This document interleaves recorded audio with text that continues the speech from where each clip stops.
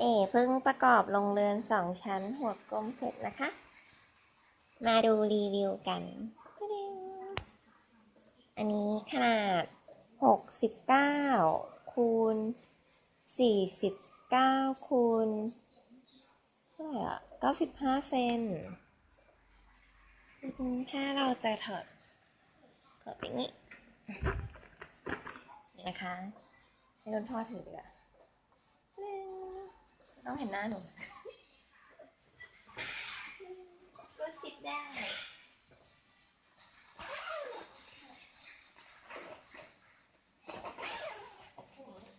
แล้วมันขึ้น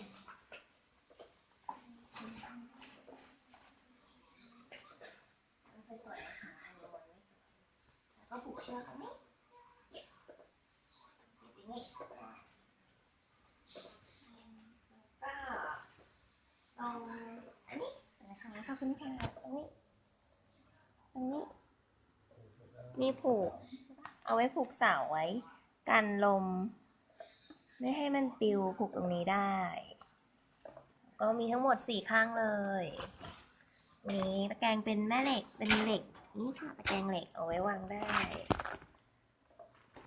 ไหนดูภาพรวม